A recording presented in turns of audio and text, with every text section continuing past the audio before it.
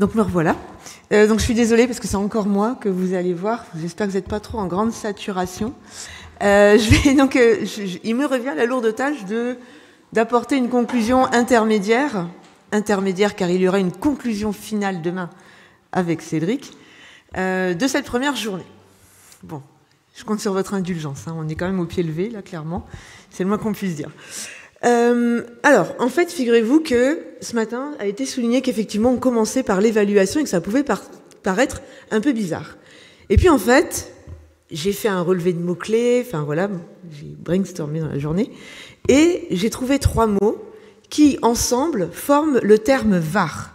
Alors, je ne sais pas si vous savez ce que c'est, si tout le monde sait ce que c'est que la VAR. Donc, pour les gens qui éventuellement ne savent pas, au football, maintenant, on filme, en fait, on continue, voilà, et des fois, vous avez régulièrement l'arbitre qui interrompt le jeu, et on dit, c'est le moment de la VAR, on check une situation, et on prend une décision. Et en fait, c'est exactement ce qu'on est en train de faire, je me suis dit.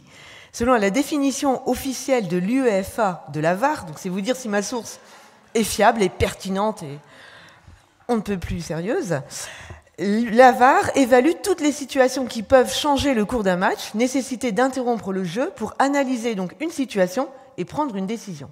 On y est. Enfin, on n'est pas dans la prise de décision tout de suite, ça le jury va bosser, mais on y est. Et donc 3 mots qui en fait conduisent cette journée, ce qui nous permet de donner VAR à la fin, merci à vous, hein. Valoriser, accompagner et relier. 3 mots qui en fait ont été finalement soufflés à la fois par les membres du jury à travers leurs questions et par les réponses des uns et des autres lors des interventions. Alors valoriser d'abord. Valoriser des pratiques qui nous sont bien apparues comme très sérieuses et très inspirantes pour l'école. Avec la reconnaissance d'une culture juvénile vue comme un préalable à l'intercompréhension, vous avez, toutes et tous, au gré des interventions, montré combien considérer les enfants et les adolescents comme des acteurs à part entière des processus de socialisation, mais aussi comme des co-acteurs d'un apprentissage partagé à la fois entre eux, mais aussi avec les autres, c'est un enjeu majeur dans un dialogue, enfin dans la volonté d'un dialogue dans et hors l'école, mais aussi d'un dialogue intergénérationnel porteur de sens. Un regard compréhensif, donc, sur les pratiques juvéniles nous a été offert toute la journée. Et qu'est-ce que ça faisait du bien, il faut bien le dire. Des pratiques juvéniles aussi qui nous montrent combien leurs centres d'intérêt disent aussi beaucoup de la place occupée dans le monde et de la place qu'ils convoitent. On aurait pu commenter à l'infini tous les exemples des engagements socialisateurs adolescents, notamment en ligne et hors ligne. Je pense notamment au collectif Nous Toutes, lycéens, qui sont bien la preuve d'une capacité aussi et d'une envie de ces jeunes à faire dialoguer le hors l'école, le dans l'école, le en ligne et le hors ligne, ou inversement d'ailleurs, pour pouvoir aussi s'exprimer et prendre leur place. Une vigilance très forte, malgré tout, nous a été, et heureusement d'ailleurs, apportée.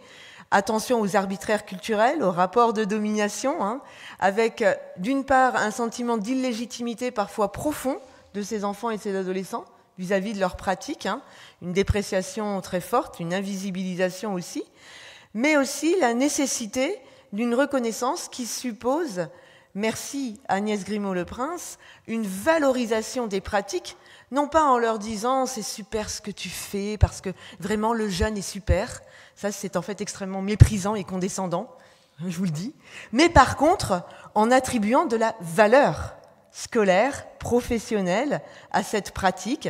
L'exemple de la lecture de livres, par exemple, valorisé d'un côté, donc facteur de réussite scolaire, alors que les lectures numériques ne le sont pas, était extrêmement éclairant.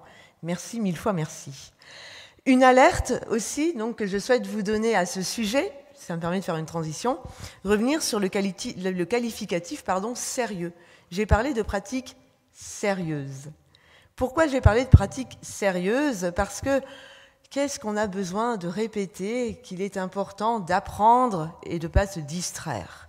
Eh bien si, apprenons et jouons. Apprenons et amusons-nous. Ils apprennent et se distraient. Ils se distraient et apprennent. L'un et l'autre ne sont pas contradictoires nécessairement. Et heureusement, cela signifierait qu'à l'école, on ne s'amuse jamais et qu'on ne prend jamais plaisir, ce qui quand même serait un peu dommage. Ne confondons pas l'activité déployée à travers un dispositif, quel qu'il soit, numérique ou non, et l'émotion que l'on ressent, qui est très subjective, de fait, à l'occasion d'une activité. Ça, c'est important aussi à souligner. On a effectivement vu combien vous étiez inquiets les uns les autres aussi d'un regard parfois extrêmement légitimant, finalement, sur les pratiques et les ressentis aussi des enfants et des adolescents. Et puis une petite attention que je vais me permettre aussi, parce que cela rejoint aussi des préoccupations majeures qui ont été dites aussi à travers certaines communications. Attention à une forme de désinformation scientifique parfois autour de ces sujets aussi, puisqu'on nous parle parfois de pratiques qui ne sont pas conscientisées, certes, mais ça ne veut pas dire qu'elles sont inconscientes dans le sens qu'elles n'ont pas de valeur et de sens. Ça ne veut pas dire non plus qu'il y a des effets directs d'un objet à des pratiques, à des ressentis. Et c'est bien toute la complexité que vous avez toutes et tous essayé de nous amener aujourd'hui à travers vos propos. Important puisqu'il s'agit aussi de ne pas rétablir ou renforcer des rapports de domination qu'on exerce souvent sur cette jeunesse en la mettant finalement hors jeu socialement, en lui disant « il faut que jeunesse se passe, tu nous diras plus tard ce que tu en penses ».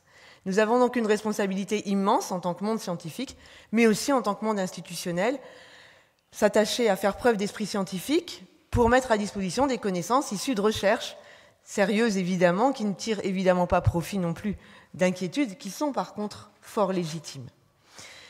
Ces inquiétudes, justement, venons-en, on a parlé d'accompagner. Le terme d'accompagnement est venu pratiquement dans chacune des conférences aujourd'hui, ou des propos tenus, je ne sais pas si vous parlez de conférences aujourd'hui. Alors accompagner, avant tout, et peut-être que c'est sur eux qu'on a finalement qu'on s'est peut-être le moins étendu, accompagner avant tout les professionnels, les enseignants. Après, c'est vrai qu'on en avait discuté, c'est pas le sujet de la conférence. Il n'empêche qu'évidemment, cette question de quelle place on donne à l'enseignant, de comment... Alors l'enseignant, j'insiste et je reprécise, l'enseignant, le personnel d'éducation, le personnel de direction, les cadres, mais aussi bien sûr les assistants maternels qui vont être aussi présents, les personnels qui aussi dans l'école, les ATSEM, etc., viennent soutenir. Je pense évidemment aussi aux psychologues de l'éducation nationale, d'accord, donc je pense vraiment à l'ensemble. Tous ces professionnels ont évidemment besoin d'une formation aussi actualisée. Mais ce sont aussi des acteurs avec lesquels travailler, ce que notamment le travail de Sylvie Richard, qui a donc été cité, mais il n'était pas sur la tribune, mais qui a été donc là pour cette conférence, le travail de Sylvie montre bien comment essayer avec ces acteurs de travailler dans le cadre de démarches participatives pour implémenter dans leur contexte et des classes donc les dispositifs et les objectifs pédagogiques. D'autres acteurs bien sûr concernés par cet accompagnement, les parents qui ont pris une bonne place aussi finalement dans cette conférence à travers la nécessité que Édouard Jantaz nous a démontré de renforcer les compétences parentales en apportant des connaissances pour soutenir les compétences socio-émotionnelles et les associer aussi ces parents pour donner du sens à ce qui est fait dans l'école. Ces parents, il faut les associer, mais Jean-François Cerisier nous a bien alertés sur le concept de coéducation, de quels parents parlons-nous et comment impliquer tous ces parents, notamment dans une perspective d'inclusion autant numérique finalement que sociale. Et puis l'accompagnement, bien sûr, c'est l'accompagnement des élèves, donc qui a été évidemment fortement discuté aujourd'hui. Emmanuel Sander nous a alerté sur la nécessité de susciter de nouvelles compréhensions à partir de conceptions intuitives qui permettent de donner du sens, certes, mais qui peuvent être limitantes. Pierre-Yves Oudéier, lui, nous a amené à aller voir du côté de l'IA et de cette révolution en marche dont on ne cesse de nous parler, combien il était important aussi de ne pas, évidemment, déléguer tout à la machine, et par exemple, combien la compétence de métacognition, consistant à accompagner les élèves dans la rédaction, mais aussi l'évaluation de prompts, était finalement un élément et un levier pour l'action éducative. Gilles Sahu, dans la même perspective, si je puis me permettre de vous associer temporairement là, nous a amené aussi à insister sur la compréhension plus profonde, en fait, des mécanismes, notamment informationnels, pour ce qui concerne à l'œuvre, en nous montrant combien les pratiques des élèves extrascolaires révèlent aussi des lacunes qui peuvent être prises comme des objectifs d'enseignement dans le cadre de l'éducation aux médias et à l'information. Gilles comme Pierre-Yves nous ont alertés aussi sur les enjeux liés, captation des données, fiabilité des sources, mais aussi, allons toujours plus loin, le rapport critique aux algorithmes, mais aussi les choix de plateformes, les choix de modèles économiques et politiques, bref, parlons culture et conception politique aussi du web. Quelle société voulons-nous? C'est aussi quel web nous voulons et quel web nous voulons promouvoir, porter aussi au sein de ce système éducatif. Et puis de l'accompagnement à la reliance, il n'y a qu'un pas que je franchis. Donc relier, faire reliance, nous appelle depuis les années 90 déjà Edgar Morin, qui nous appelle à faire reliance pour faire des liens entre les univers de pensée, mais aussi entre les disciplines, ce qui a extrêmement été d'ailleurs bien fait aujourd'hui. Julien Netter nous a alerté encore une fois pour le terme alerté, qui se fait du coup très négatif, je suis désolée, mais c'est le côté VAR qui doit prédominer. Mais Julien nous a alerté sur cette articulation entre les différentes activités scolaires réalisées par les enfants et qui sont finalement, cette articulation, elle est à la charge des enfants, qui doivent être capables d'effectuer ces liens. Et il nous a bien dit que, bien sûr, entre guillemets bien sûr, cette distinction à effectuer les liens était une distinction aussi sociale. Il a été en réalité question beaucoup de justice sociale aujourd'hui, finalement, et pas uniquement grâce aux sociologues, mais aussi grâce aux sociologues. Il a été beaucoup question de justice sociale. Céline,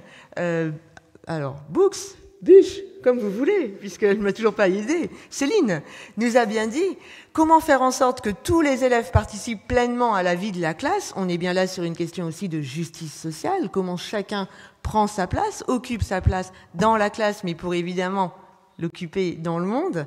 Et l'exemple de la coopération pour structurer des interactions constructives et se saisir de la diversité est évidemment parlant. Et puis, elle a commencé cette conférence, mais moi j'ai décidé de la placer en conclusion, comme trait d'union entre nos deux journées. Isabelle Harlet nous a, elle aussi, appelé à la vigilance sur la question de l'intention des approches curriculaires, sur l'explicitation de la cohérence entre les contenus, les temps et les espaces. Et elle nous a amené à nous interroger sur le fait que tous les élèves ne pouvaient pas donner nécessairement du sens, en tout cas de façon automatique, aux approches, notamment curriculaires, et qu'il était important, pour éviter tous les malentendus sociopolitiques possibles, de trouver un curseur entre cette question du sens et celle de l'explicitation des consignes et des procédures. Alors, conclusion finale de chez Finale, je vous jure que c'est vrai. Comment accueillir la pluralité, la diversité des expériences, des cultures, des univers juvéniles et créer du commun à l'école? C'est finalement ça qui était la question aujourd'hui.